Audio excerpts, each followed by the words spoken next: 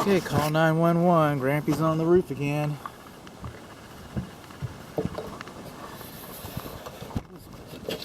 Drip edge flashing. It's all figured up. And this flashing actually cascades over the rain gutter. It's supposed to do that. Coming along here, if you'll look, this is not boogered up. You see the rain gutter is in front of the drip edge flashing. So the water cascades. Pretty much it's supposed to cascade off of the shingles. But if it gets under there, it cascades off the underlayment over the drip edge flashing, and then the drip edge flashing is supposed to go over the back of the rain gutter. If it doesn't go over the back of the rain gutter, then water can come up underneath this fascia board. That's not a good thing. Rain gutters, excuse me. Okay, well, we can do that. Just move with it, bud. This rain gutter over here, it discharges right onto the roof covering. Right on the roof covering, right over there. And that'll cause the roof covering to wear out. Now, what I'm saying is satellite dishes, they're never installed right. They never are. There's supposed to be a jig underneath here, a bracket, a brace. The only place you're ever going to see one is on the picture that I give. The only place I've ever seen one is on a picture I'm going to give you that I got in a roofing class about 10 years ago. And so that would be a picture of that. Just because everybody else does it that way doesn't mean you have to, but you're going to have a hard time. Just look around. By the way, satellite dishes, if you will, they're urban compasses because the satellites are all south of us. How about that? I got up. This is the clothes dryer vent, no doubt. It's the wrong kind. It's the wrong kind. They're no longer acceptable. Coming on along here, they put lots of pookie up here. This is sealant. I'm glad they did it, I guess. But every couple years, every year or so, you need to come up here, and somebody needs to come up here. Maybe not you. Needs to come up here and check it out.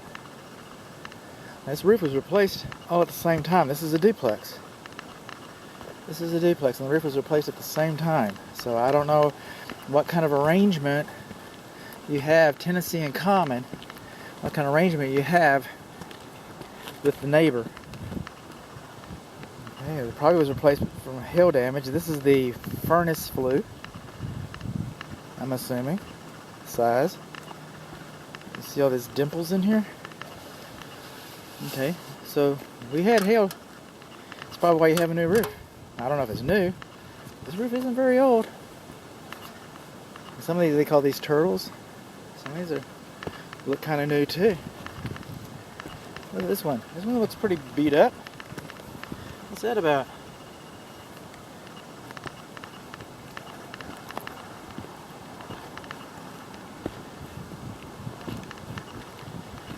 Okay. I'm going to come across here. I guess I'm on the neighbor's side. I'm guessing that we have an electric water heater. I'm not seeing a water heater for it. So except for some beat up turtle covers, that's superficial on the flue. The rain gutter on the roof, satellite dishes mounted on it. Those are all kind of de minimis, if you will. I hate discounting my work. I do.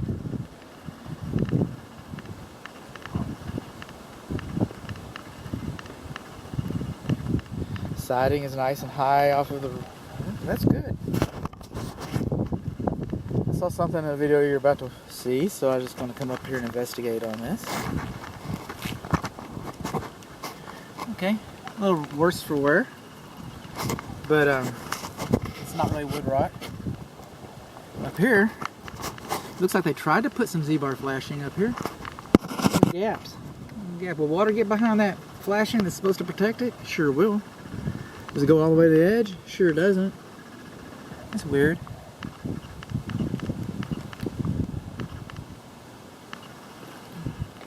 Just a little more. Life on the edge. That's two pieces. Okay, that's not a fold. Nope, it's a fold. Never mind.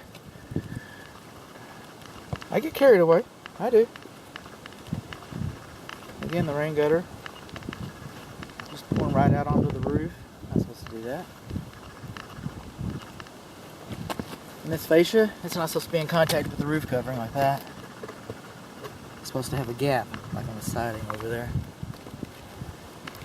Well, we made a tour. We went around the roof. I think just get down safely. Everything will be all right.